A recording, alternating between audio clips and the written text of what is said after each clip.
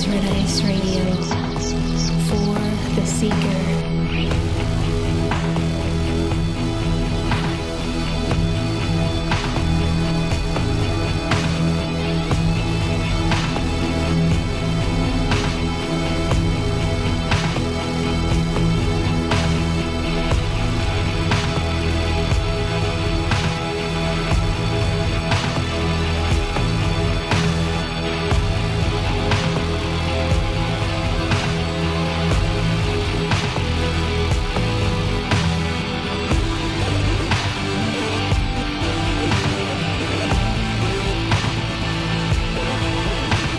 Hello friends, welcome to Red Ice Radio. I'm your host, Henrik Palmgren, and I hope you're having a good day today as we continue our investigations and inquiries into many of the topics that we find to be of great interest and great importance.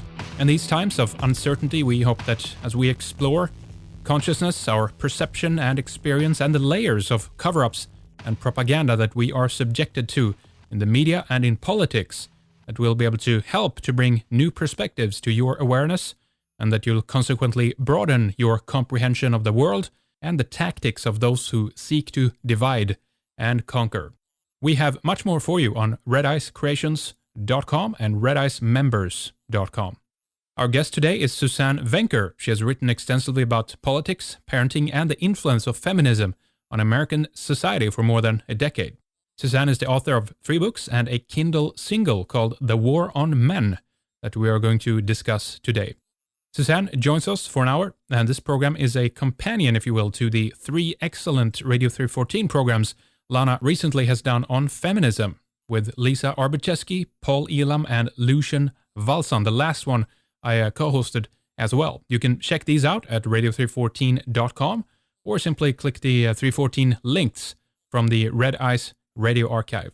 Suzanne talks about how over the last 4 decades, America has witnessed a profound change in marriage and gender relations. Suzanne explains how modern feminism, with its relentless talk of hapless housewives, female empowerment, and gender role reversal, has severed the bond between the sexes, pitting men and women against one another. And welcome, Suzanne. Thank you for coming on Red Ice Radio here. We're glad to have you with us. Thank you so much for being here.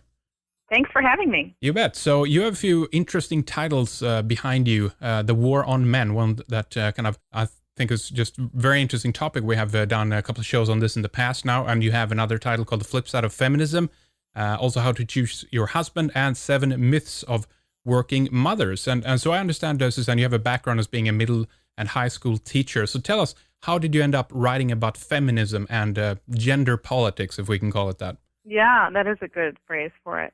It was sort of a side thing for me. It's something I've always been interested in, despite going into education initially. It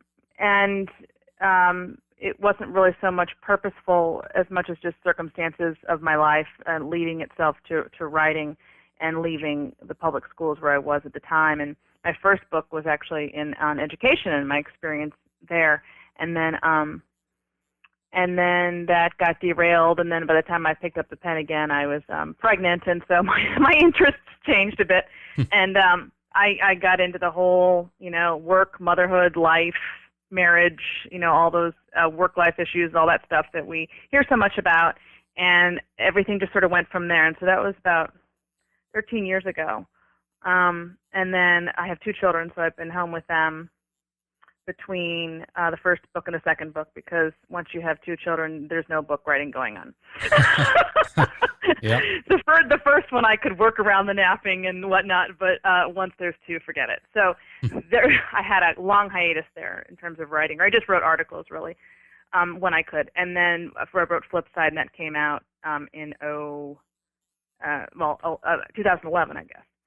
And then immediately following that, the How to Choose a Husband, and then The War on Men came. It was just, by the way, just a 25-page, 99-cent deal you can get on Amazon. It's not a traditional book like my others. Right. And that came about as a result of my article that had gone viral last November on Fox News. Yeah. And it was interesting because it kind of preempted my book, and it put the focus more on The War on Men and less on the book, but that's okay. So I just had to sort of go with whatever has happened as it was happening. So Yeah. Right now, I do seem to be in the throes of the issues involving men, and I've gotten very involved in that even on an activist level. So. Yeah, there seems to be a lot of debating going on about some of your articles online. I've been reading some of that, and I'd love to ask you about some of that. But define for us then, Suzanne, the war on men, what that is and what that entails, what that means. Okay, so that's obviously a provocative term, and it was meant originally when I wrote that title for that article back in November. It was just we were in the throes of hearing about the war on women all the time, and so that was what was on my mind, and so I was trying to present a completely different view of that issue, and say that issue meaning gender politics, and say, the issue really isn't about a war on women at all. It's quite the opposite. Women have had nothing but a leg up, if you will, and tremendous amount of attention for decades now since the rise of feminism, and there has been there have been many ramifications to that, and that we don't discuss them. And one of them is what has happened with gender relations and what has happened with men specifically in terms of becoming really more of the second-class citizens than the women ever were. And that was a provocative argument, and it was a very short article, so I didn't get a chance to expound. So I'm glad my friend Helen Smith has done that. I don't know if you got a hold of her book, Men on Strike, which came out about 2 months ago. Mm-hmm. And that's really a greater extrapolation of what I was talking about in that article, which is what's happening with boys in school, which Christina Hoff Sommers has written about on the war against boys. And then I focused more in that article on gender relations and the fact that there is a growing number of men who are rejecting marriage. And it has a lot to do with the gender role, I don't know what's, the best, confusion, maybe for lack of a better word. Right. That men and women find themselves in today, that they really don't know who's supposed to do what anymore, and it's causing a tremendous amount of problems. Yeah, indeed. It's very interesting. Now, I thought obviously by default then, or, people might have that assumption that all women are kind of feminists by default, right? Yes. So aren't you supposed to be, for women and their, their rights and everything else, right? So explain that to us. How did that happen? Right. How do you flip that? So my argument has been all along that it's so unfortunate that the assumption is that you, by nature of being a female, are a feminist thinker. And I think that the reason why that's so much a given today, or an assumption, is that feminists have done a great job of presenting the package of feminism and all the policies that they want and so forth as being pro-woman. So that if you are not for those policies, then you're clearly anti-woman or you're a sellout or what have you. And of course, that's ridiculous. There are many, many ways to approach these very serious issues, whether we're talking about abortion, daycare, family leave policies, or sex, just gender relations or gender politics in general. And that doesn't make you pro or anti-woman. It just means that you have a specific opinion, and right. How dare it not fall under the feminist umbrella? They've had the microphone for just way too long, and so really, what my passion is, and my angle, if you will, is to show that other side that gets absolutely no play in the media. And then when it does get play, it gets those people get marginalized for being to this or to that, or out of touch, or backward or whatever. And that's actually the irony of it all. Is the thing that gets me the most going is that it's actually non-feminists who really make up the majority of thinkers.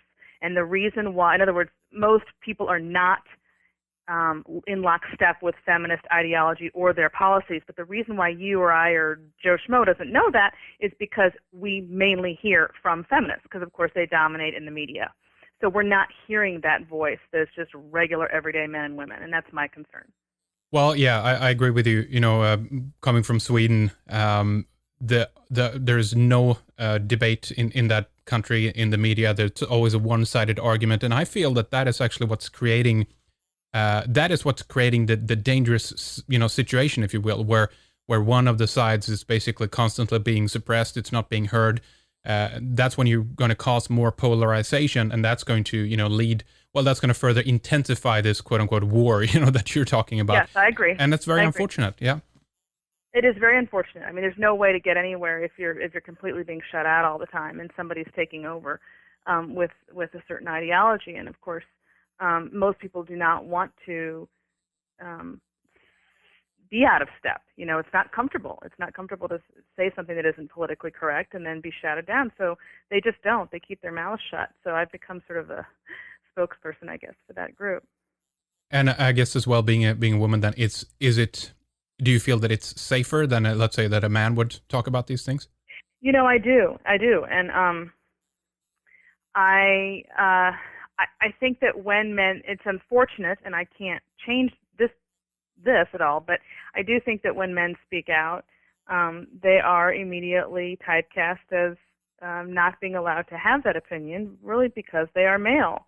I mean, you take the issue of abortion, and you don't hear men on their soapbox about that issue. I mean, it's considered a woman's issue, when in fact, of course, it's not. And child rearing and or reproductive rights, for lack of a better phrase, is a human issue. It's male-female issue, but it's solely female-driven. So when you're missing a huge part of the population, the voice of a huge part of a population, you're not really getting anywhere. You're just following in lockstep with the people who are the loudest. Yeah, and make the most noise. Indeed. Now, okay, before we then, talk about some of the problems, I want to ask you to, kind of what entails in this war and who's behind it and everything. But let's just go back a little bit in history if we can. And I want to ask you about where you see then, the feminist movement come in. You talked about how basically a lot of damage has been left in the wake of this movement and everything else. But how was this then introduced, and how were things from the beginning? Were things all right in the beginning, if we can, begin at that point? I think they were a little bit less innocuous, or seemed less innocuous at the time, or seemed more innocuous at the time, I should say, because we didn't have the chance to play out the ideas that feminists were putting forth yet. It's been decades now. We kind of see the result with respect to the family and specifically the family and what's happened there as being directly related to feminist argument, which is that women are unduly burdened. They are constantly victims. They need government to come in and sort of save them, if you will. Marriage is a bad deal. All of these messages that at the time, were relatively new. And so if you're trying to tap into any kind of victim group, which they were basically saying, women are in this bad place, so therefore let us go out and get our rights. That's not a difficult thing to do. There's plenty of people out there whose lives are not working out the way they wanted. And if they think there's a group that's going to talk on their behalf, even if what they're saying isn't really going to be helpful to them, they're still going to jump on board because they're looking for any support they can get. So I don't think it's difficult to get something going like that, because there's always going to be that segment of the population. But of course it snowballed, and one thing led to another, and of course we also had regular stuff that was separate from feminism, just progress in general. So for example, if you look at technology and how that's changed people's lives, and how people have fewer children today, and how the birth control pill, which, by the way, feminists didn't create, changed everything. Mm-hmm. Because obviously the fewer children you have, the more of a presence women are going to have in the outside world. That's just common sense. So that's not something they can take credit for, and I'm not saying it is necessarily a credit, but that was something that was natural and going to happen anyway, feminism or not. So I think a lot of times the progress that is natural, that is separate from these groups that band together, get confused, and they will take credit for things that really they didn't have much to do with at all. So, and same with just like computers and the internet, and even labor saving devices. If you go back each decade, there was some major technological advance that liberated women, if you will, from the drudgery at home. You go back to your own mothers. Obviously, she was going to have to spend a lot more time in the kitchen or in the home front than I would, just because of those devices alone. And so a lot of this progress, as I'm saying, was just natural. But feminists really honed in on something that was more victim-oriented and quite actually Marxist. Betty Friedan was a Marxist, and that was not something that people made the connection to at the time, because, again, they were just honing in on what she said, that your life can be better, and it's so bad, and it's not fair, and blah, blah, blah. But in fact, feminism is very much rooted in political ideology. And I think it's taken a lot of time and focus on what came of feminism, and then, of course, studying it for people to really understand that it's not what it started out to be. Yeah, this is a very interesting point, of course, where things have, I've seen this for a long time, that it's been turned, so many other interest groups and everything else has been turned into basically a political strategy. But who would you argue then is kind of, behind this war and the inception? Was feminism, co-opted by Marxism, or was this, in there from the get-go? Yeah. What do you think? Oh, definitely. The 60s feminist movement with Betty Friedan and Gloria Steinem and that group were trying to piggyback off this earlier movement, which they hadn't heard much about until really the suffragette movement, and then of course women got the right to vote in all 50 states in 1920. So prior to that, feminism had a presence, and then between 1920 and 1960, not so much. But in the 1960s, when they sort of began their movement, if you will, they piggybacked on the suffragette movement, suggesting that they were just picking up where they left off, and that really their agendas were the same. But in fact, that's not true at all. Suffragette movement was very much concentrated on voting rights for women, and they were also very pro-family and anti-abortion. So that right there separates them from the 1960s feminists in a huge way. So really these two groups don't have a lot in common, but it's very easy to, again, get people on board if you sound more benign than you are. Yeah.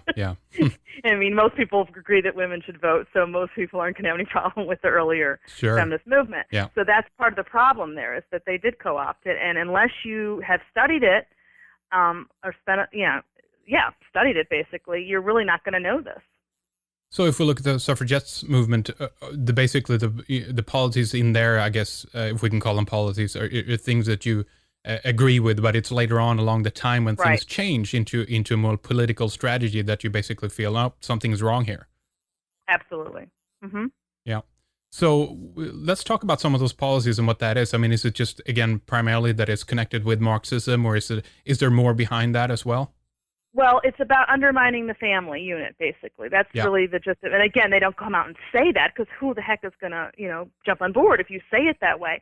But ultimately, it's an ideology, it's a political ideology that is rooted in believing that America as it stands is an inherently unfair place to women, and that the family unit sets that up for her as being automatically, because she will be out of the workforce for X amount of years, because she has this body that creates babies, and that's not fair because men can stay in the workforce, as though that's somehow superior to raising babies, which I completely disagree with.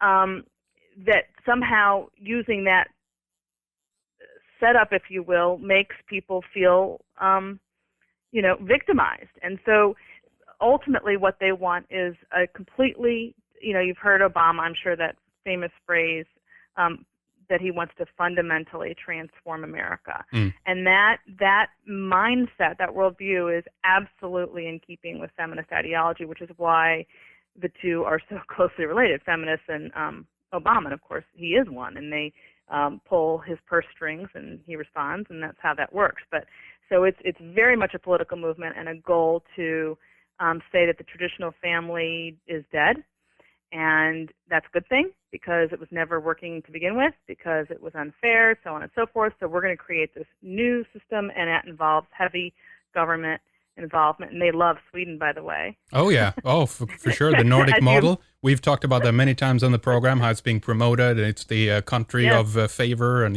Oh, yes. They love Sweden. So I always say, well, go move there. Yeah, well, exactly. Yeah. Well, that's right. America, well, I mean, what's been good, is that we've had differences in the world, Suzanne, where there have been differences between countries. And okay, I mean, granted, everybody can't just, maybe pick up and move their roots elsewhere right away. But the bottom line is that what's happening right now politically is that the world is being homogenized, and the politics is being turned into the same thing. I mean, we see this with the European Union as well. Of course, it's just being homogenized. Everything's being the same.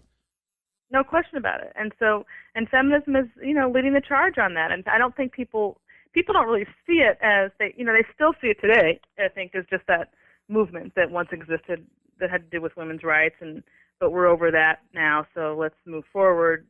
And that's all well and good, except they are not moving forward. They're very much alive and well with an agenda. And so that agenda, my argument is that agenda conflicts with what most Americans want, and the research shows that.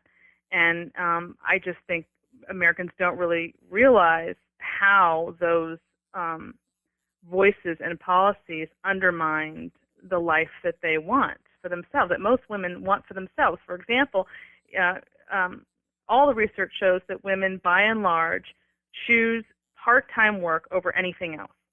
They want to accommodate for the fact that they have children, and thus will be moving in and out of the workforce over the course of their life in a way that men typically will not or do not. They are more linear in their career goals, and that has a lot to do with biology, which of course they reject because all biology is fake in their mind, and it's all socially constructed gender roles. Right. Yeah. And you don't really want what you think you want. It's just that society tells you that. That's right. So, like you can't think for yourself about that sort of thing. But anyway, so they want essentially both men and women. What their ultimate goal is 50-50 representation across the board in every social sphere. So both at home and in the workplace, in politics and business, all of that.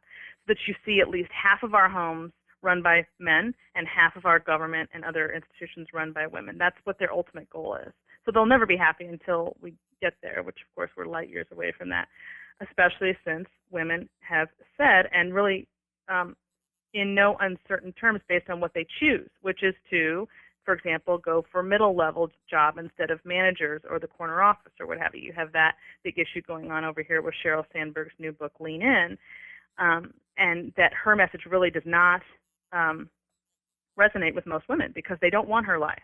They want a life, as I said, that accommodates for being a wife and mother, and they want a career track that allows them to be fully engaged, or at least as engaged as they can be on the home front. So we're going in the wrong direction on that front if we're following feminist policies.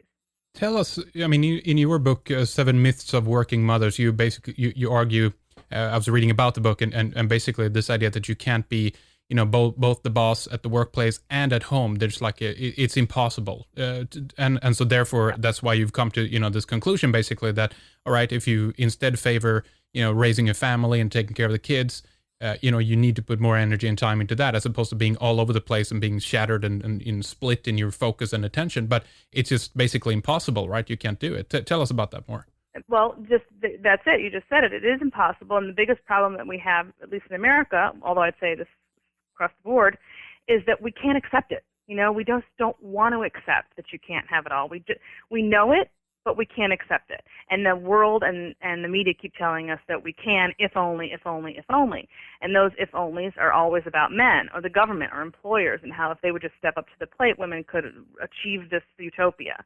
But the reality is you can't possibly be at the top in two different arenas like that, which both, especially since both of those arenas require your effort, your time, your energy, and all of the rest. So if you want a pie to turn out really well, better than the store-bought pie, it's going to take twice as much effort and attention than if you just picked it up off the shelf. And therefore, the result is going to taste better. It's going to look better. It's going to smell better. So it's the same thought process, whether you're talking about building a business or being successful at work or being successful as a parent. Those two things conflict naturally, not because society set it up for women to fail, but because they are naturally in conflict, because both require so much time and effort and attention. And so I'm saying you have to make your choices. You have to pick what's going to be most satisfying for you and what you think is right and best and what your gut tells you.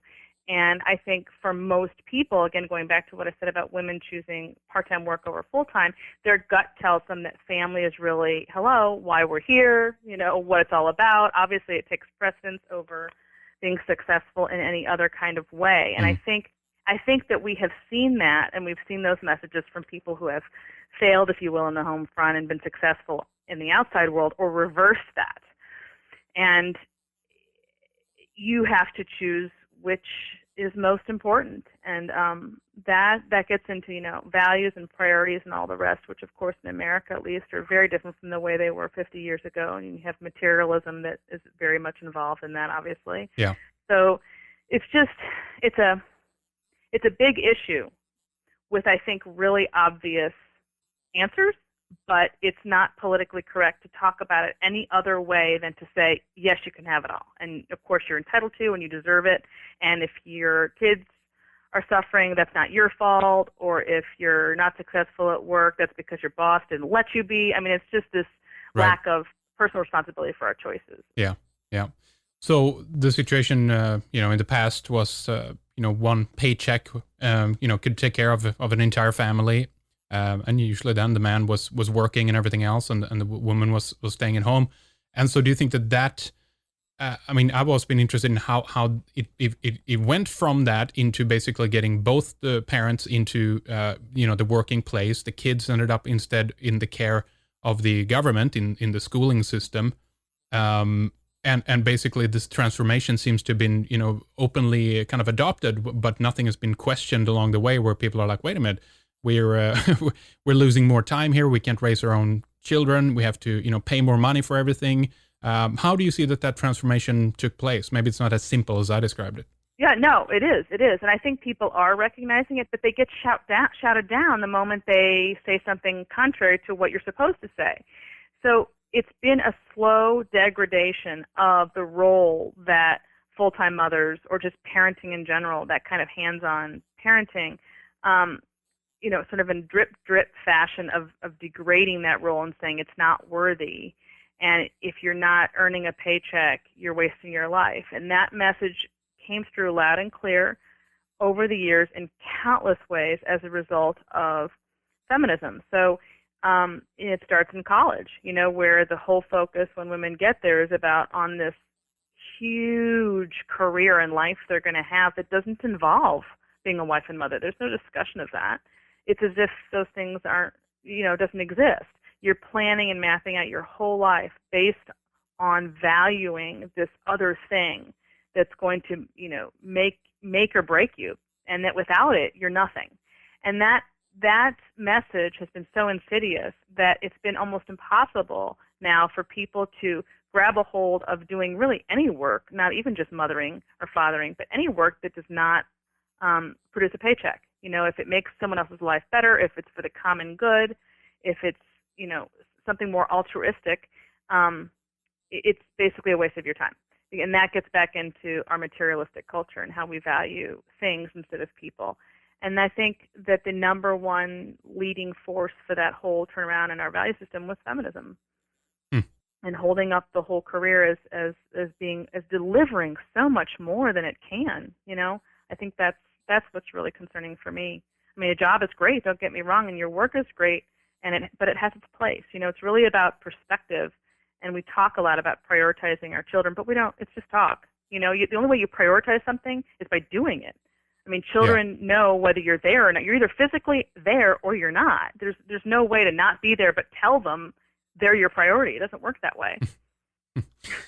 So where do you see, Suzanne, that this is going if this agenda is, continued, basically, if we see more and more people? Well, I want to talk about the statistics as you see it then in terms of, what you said, that there are, many women then who choose a part-time job, over a full-time one and, spend as much time anyway with the family. But basically where I see this is going, and when I've found at the roots of, some of these people as well who's involved in these movements have actually been a connection with eugenics. And I'm going down the deep hole of the conspiracy route here right now. But Margaret Sanger, for example, she was a proponent of eugenics, and that the connection of destroying the family unit has been involved in the eugenics and genetics technologies as well.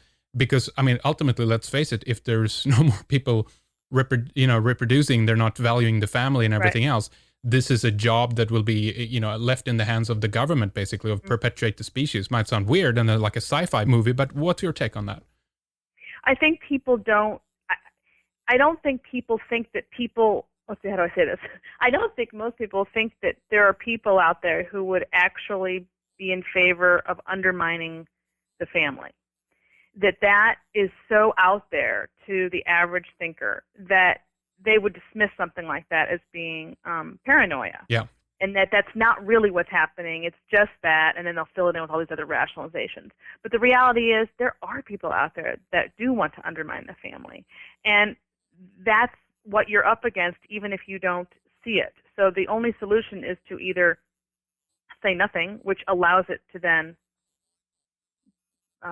balloon, or to speak out, in which case you will be marginalized. And that doesn't feel good either. So yes, I think that if you do your homework and you study what these movements are really about and who's behind them and their backgrounds, which is what I have done in my work with feminism, is to really study the backgrounds of these people, and you realize that there is something very strong at play here. And once you know that, it becomes almost impossible to stay quiet, But Yeah. but most people don't know it. So when I speak about it, or when you speak about it, and you say something that's out of line of what they hear in the media, they would question you and me. Does that Right. make sense? Yeah. Yeah. Exactly. You question you shoot the messenger rather than the message. Yes. Yeah. Exactly. That's been sort of the running theme of my work. Yeah. And then the people who get it, are the people who you can see have clearly read it, and then because you can tell by what they say or what they write on a write-up or whatever, you can tell whether they've read it. And then when they have, you get a completely different picture. Yeah. Indeed. Of what my message is. Exactly. So, again, then in the extension to that, how do you see things will develop? Will humans on the whole planet have less and less children as society change politically, or what? I honestly do go back and forth about it, but I tend to be an optimist, and I don't know whether it's because I choose to believe or I just think that it's true that it will. But I believe that we will go somewhat back the other way, because I think that pendulums kind of do that. That we're at this extreme end of one side of the pendulum, that the only way to go is back. But then when I say back, they freak out and think you mean back to the 50s, and I'm saying no, back to the middle. Back to some semblance of being reasonable. Let's take progress and marry it with what we know works. The things that are, for example, children's needs don't change. They come into the world today the exact same way they did 100 years ago. So we know that, right? Yeah. How are we as a society, because we're changing in the adult world, going to accommodate that fact that is static and will never change? We're trying to bring them with us on our so-called progress on the road to all these changes, but they just want the same things they wanted before. So how are we going to accommodate them? That's an example of what I mean by marrying progress with things that we know work and that will not change. That's our challenge, and I think we're failing right now. What would you, I wanted to look at some of the counter arguments to some of the things that you've been talking about here, and see what some of your answers is to this. But those who argue that all of this is just social constructs, the roles doesn't really exist, there aren't really any differences, as you said, there's a denial of biology there, and so many other things which I then don't understand from their perspective. But what would you say to people who argue like that? Well, a couple things. One is, if you're in the fortunate position of being the parent of both sexes, which I am, a boy and a girl, you will see for yourself how vastly different the genders are from the day they come out of the womb. So you'll find that a lot of the people who argue against that are people who do not have children, or people who do not have maybe one of both sexes, or just haven't given that, just sort of poo-poo that whole point that you can actually witness this as parents of both sexes. For example, the fact that girls will gravitate towards dolls and boys will gravitate towards guns. That's not because I shoved a doll into my daughter's hands or a gun into my son's. And when you know that and you see how it works anyway, it becomes really obvious.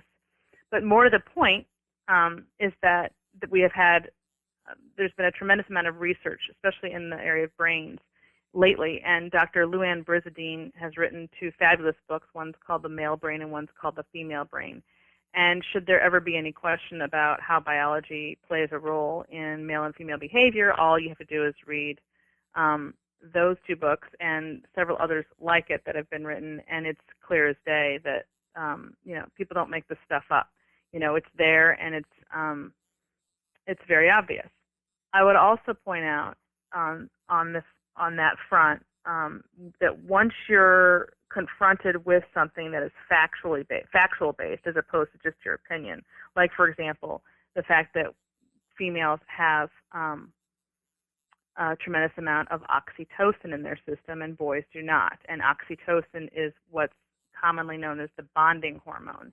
And when it gets released, or it does get released, I should say, anytime a female has contact with someone, so that, especially men, or males, I should say, so that when women are intimate, they are, because they're relational beings, they will bond with that person at a much faster rate than a male will. And that is because of the oxytocin that they have that men do have, but it's a very, very small amount, and it's counteracted by their testosterone, which women don't have. So these things, when you are confronted with a feminist-type thinker who says that's just, the reason boys and girls are the way they are is because we socialize them, and you educate them about these things that are not opinion but fact, they basically don't have a response other than to say that's not true, which of course isn't a response. It's just a denial. But so if the personal hands-on experience of being the parent of a boy and a girl doesn't do it when you challenge them, then I would suggest challenging them with the facts that we have now unearthed with respect to brain differences, and they generally are very stumped. I know that Gloria Steinem, when this came out a couple of years ago, all this brain research, she was confronted by a reporter and said, well, aren't there biological differences we can't ignore that are so obvious now? And she said, well, even if that's true, society can certainly intervene to change that behavior. Yeah. So yeah. They believe. I mean, there isn't any reasoning with them because they just will never believe in biology. They don't believe biology is destiny. And they think that's a horrible, horrible, horrible thing that must be changed, even if it is true. So right. Yeah. These are limitations. And with technology and everything else, yes. we can overcome these, Yes, Yeah. correct. Yeah. And that ultimately women can do anything and everything men can, and vice versa. But not only can they, and I wouldn't even argue that in many ways that's true, but that they want to. They want women to want something different than what most women do want. They want most women to want what they, and I'm referring to they meaning feminists, who are a smaller, who represent a minority group, they want most women to think like they do and want what they do. But most women don't. So that's why they're constantly in this conflict, because they can't get most women to think what I don't understand here again is like all of these should just be simple individual choices, no matter how people choose to live their lives. And even if there happens to be a girl who breaks the gender mold or a guy who does it, right. So what? But in this case we have lobby groups, interest groups, we have politics, we have government coming in here and trying to organize and move around something which is for thousands of years have just had a natural way of unfolding, so it's it's crazy. Absolutely. And it's important to make that distinction that it's fine if you're not part of that mold. No one's saying you need to be, but it's okay if you are. It doesn't have to be taken out of you. That's my point. Yeah, it's so true. And I mean, we had I think it was last year, a Swedish toy maker that actually published a so-called gender-neutral children's Christmas catalog. I don't know if you saw this, but it was pretty interesting when you looked at the pictures too, because you had, okay, they think, all right, let's do something different then. Let's not have these stereotypical kind of things in the magazine. Okay, so let's show a boy with a kind of a child-rearing doll kind of thing and a small girl with a machine gun. let's just reverse it, and then they will be all good. It's like what it shows, if anything, it shows about the confusion of the parents and the confusion that they have about all of this, and that they need to try to, they don't know what to do. But usually, what happens is that the boy ends up in a pink dress. That's what happens. Now they think, see what? Now we've liberated the gender stereotypical relationships here. Well, it's just awful. And the joke is that the kids are kind of looking up at the parents like we're nuts, which we are, because they're fine with what they're doing. Yeah. Wow. Yeah, it's pretty interesting. So tell us a little bit more how you see that the gender roles have been confused and how this kind of plays out today. I mean, later I wanted to ask you a little bit about the media and what we see about the male roles in television and everything else, but these roles have been confused. And how do you see that the method has been to do that?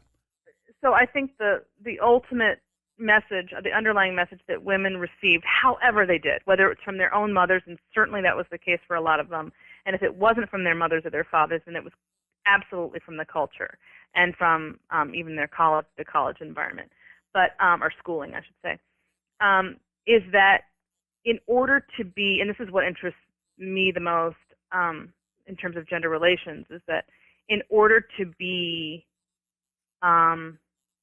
equal or worthy, I guess I'll use the word worthy because that's really what equality is about. It's about self-worth. In order to be worthy in a way that they have been taught to believe men are naturally worthy, which is so twisted because it was never that way. But anyway, they need to prove themselves by being strong and in control and making money. And by doing, in other words, the higher up you go and the more you achieve in the outside world that requires typical male qualities, the more you've proven your worth. And the more you're going to be successful, not just, and you will be successful doing that in the outside world, but you will not be successful in your relationships. That's the part that interests me the most, that they've taken this mentality about strength and control, and they've applied it across the board, not just in the working world, but in their private lives. So I would argue that, yes, those traits, those stereotypical traits, will get you pretty far in the outside world, but they're going to screw up your relationships at home. Because the home, as a wife and mother, and I'm honing in on women here because they're the ones that got this message most of all, is not the place to assert your strength and your control. It just doesn't work that way. Yeah. You're not trying to rise up in the ranks in your family, or you shouldn't be. And so if that's, and women I don't think have any tools to know how to be that strong, competent, in control person outside the home and then be a different person inside. I don't think they ever mastered that, or were even taught that you can't do that in both arenas. You have to turn that off and wear a different hat at home. And that's why their relationships are, faltering. And that's why gender relations is faltering, because again, people aren't understanding who's supposed to do what. And so there's this real clash of where man used to be the stronger figure in terms of, physical strength, and then the head of the household kind of thing, woman as supporter or more nurturing or softer, what have you, and that's all screwed up because women are adopting the male trait thinking that's superior, which it never was superior. Yeah, well, exactly. I mean, that's a really good point as well. It's never been about that, but it seems like the adaptation of the other trait, that's the only interest here. So you're turning, women into men and men into women, basically. Precisely. Yeah. And men don't want another man unless they're gay. Yeah. Exactly. So you have a generation or two of women who are essentially acting like men, which goes back to my article that I'd written on the war on men, where I said that men are telling me that women aren't women anymore, and that's what they mean. They mean soft and nurturing and kind and supportive and all those things that feminists consider being a doormat, and they just don't understand that that's not the same thing.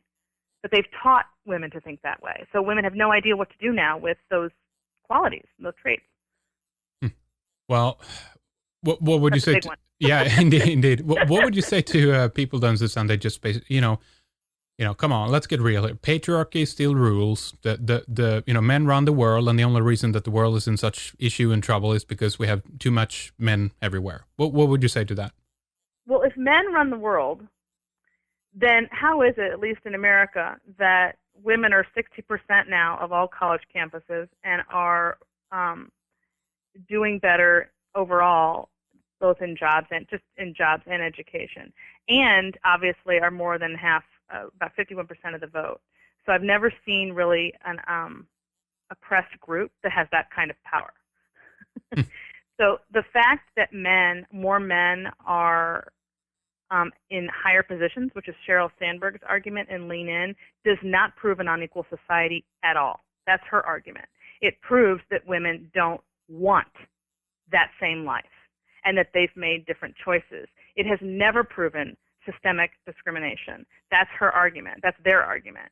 And mine is that those circumstances you're describing are a result of individual choices that people make that are just as valid, indeed I'd say even superior in some ways, to the other choice. And so that in and of itself does not prove equality or inequality whatsoever. The fact that more men, for example, are in politics or at higher positions or whatever. But the flip side of that is that if there are more women who are excelling both in colleges and the workplace, how on earth could they be oppressed? So it depends how you define patriarchy. If you define patriarchy as just the fact that more men have higher up positions, that doesn't cut it. That's not a patriarchy. It's not proof of a patriarchy, I should say. Yeah. To them it is, because that's what they value. They value money and prestige more than anything else. Way more. They don't have any they literally think nothing of, for example, the nurturing parent who's spending years and years and years caring for children or raising a family for free, essentially. They don't value that. It's elitist, really. I don't know how else to say it. So it's a clash of values is what we're dealing with. And that's also then why so many, I guess, socialist and communist ideologies have played so well into this as well, because at the same time, then what's to blame or the fault for all of this is the system of capitalism, basically. Right? Exactly. Yeah. Exactly. Wow. So all you have to do is get a group, get enough people on board with that. Yeah, that's right. And all of a sudden it balloons, and you have a movement. That's right. Yeah, exactly. It's very easy. Do you think that we're making a big mistake when we focus so much attention or too much on the gender as the distinguishing point between us, and we're creating two different camps now? And again, I mean, I've seen this as the Hegelian dialectic in other circumstances, in politics, etc., where you basically divide the camp into two groups, and then you have them basically fighting with each other while you progress politically on the different end. If you see what I'm getting at, while we're spending time fighting with each other, we're politically we're losing the game here.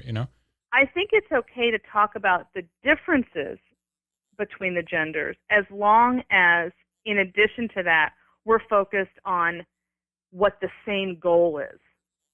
So if you have the same goal and the same values, then those differences work together to achieve that goal.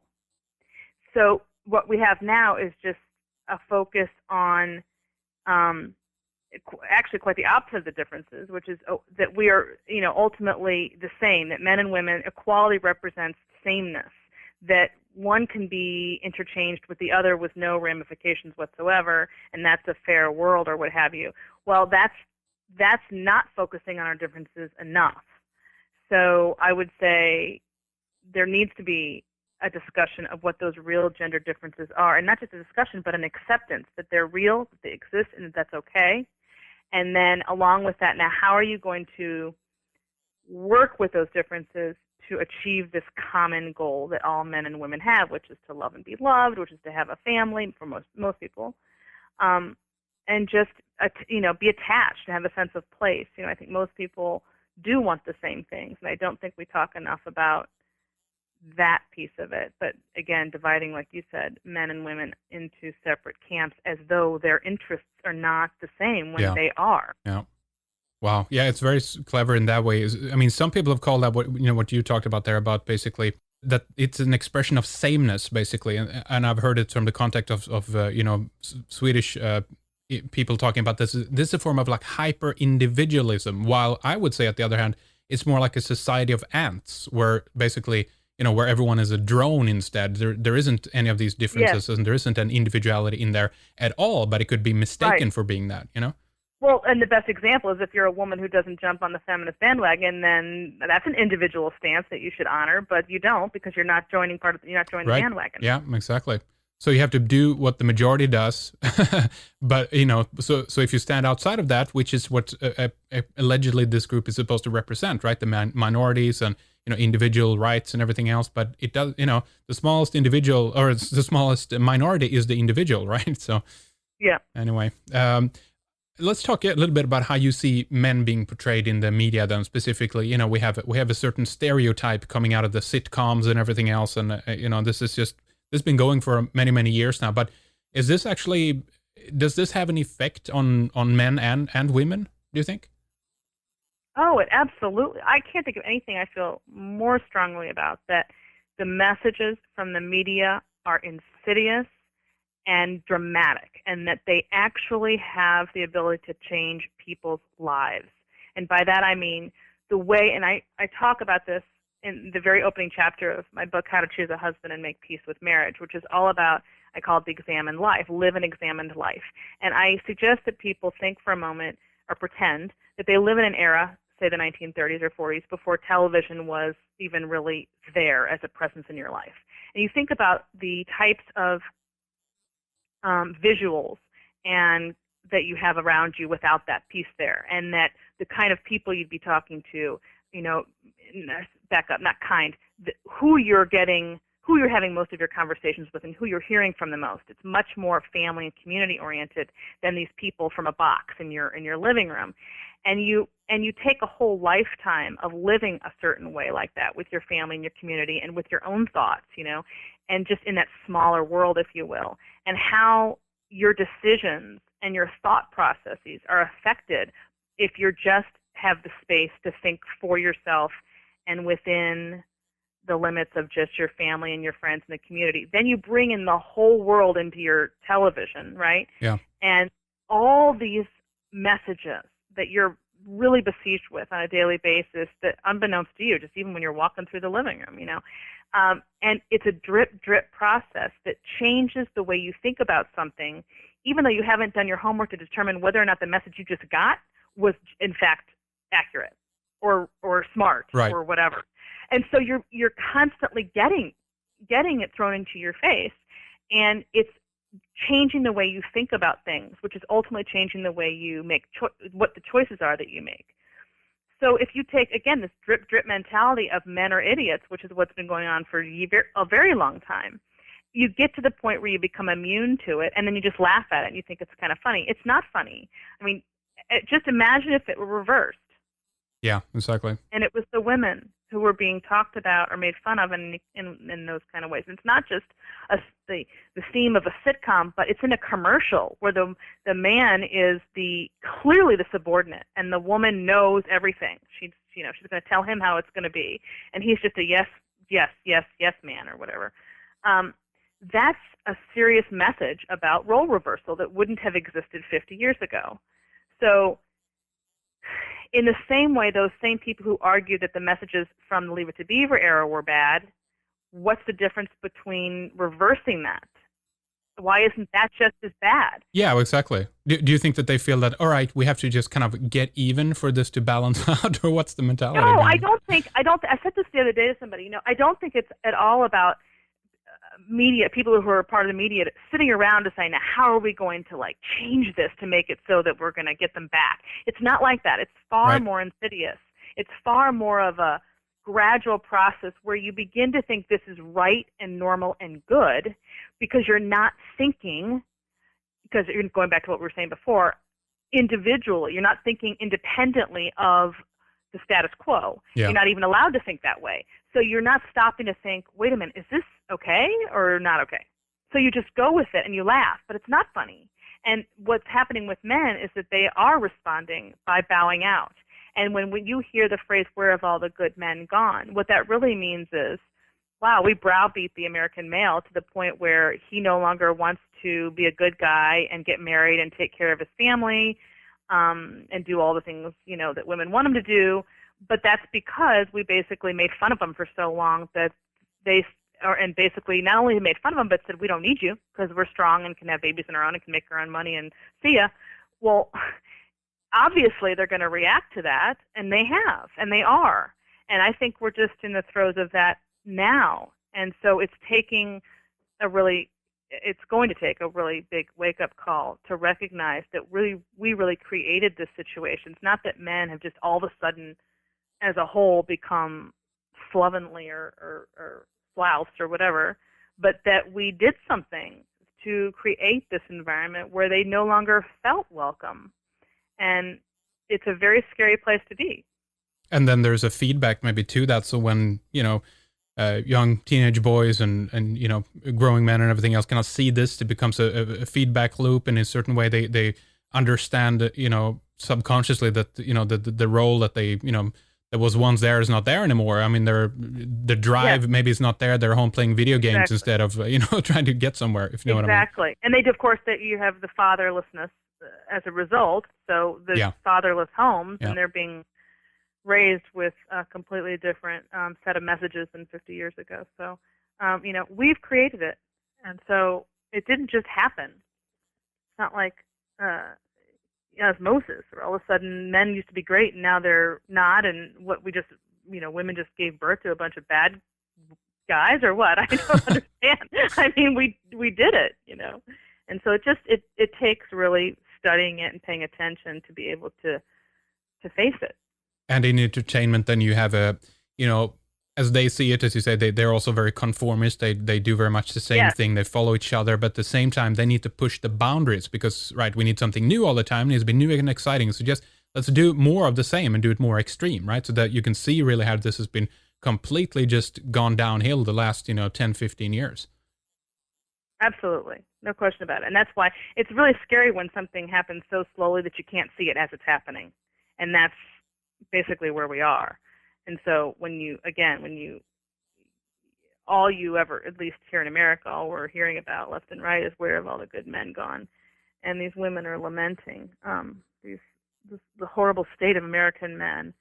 And I'm saying, look in the mirror and see what you might have done to cause that. And that's, of course, makes me a bad woman because I'm a sellout and I'm supposed to stand with the women and against the men. And I don't do that, so I get a lot of flack. But yeah. Well, it's unfortunate. I mean, because you're speaking your truth the way you see it, and the work that you've done, and you hold your own opinions, and no one should be gone after for that. But I mean, I've seen some of the articles online and how people go after you because you dare to speak in the way you do. So, well, but it's great that you do it, and I commend you for it, and you should keep doing it and speaking your truth. Thank you. I appreciate that. Very well. Well, this has been very interesting, Suzanne. I think we should round things up here for this time, but let's talk a little bit about your website. We want to give our audience a chance, obviously, to go over to your website, to take a look at some of your titles and where they go to pick up copies of your books. Yeah, everything is actually right there in one spot. So it's just my name, Suzanne Venker, SuzanneVenker.com. Very good. SuzanneVenker.com. We're going to have that linked up, and check out some of the titles, The War on Men, How to Choose a Husband, The Flip Side of Feminism, and also 7 Myths of Working Mothers. Thank you so much for your time, Suzanne. Really appreciate it. Thank you for coming on. Thanks for having me. On Red Ice Radio, we explore an incredible amount of topics. We cast a wide net and go where many others do not tread in order to get answers to the deeper questions and find out what new questions to ask. We bring you radio 3 times per week. We spare you from commercial interruptions, and when you want to hear the continuation of most of our radio programs and get full access to our past archives, you can acquire a membership at redicemembers.com. Show some love, show some support, and keep our endeavor going. Upcoming on Red Ice Radio, we have William F. Engdahl, Joseph Atwill, and Ryan Gilmore. We have a round table on the past and our future. And later we have Charles Eisenstein, Neil Sanders, Anthony Peake, Neil Kramer, Cherd Andringa, Joseph Farrell, and Scotty Hart, and many, many more interesting guests coming on the program. Thank you so much for listening, for considering, and I hope that we'll talk more soon. Take care.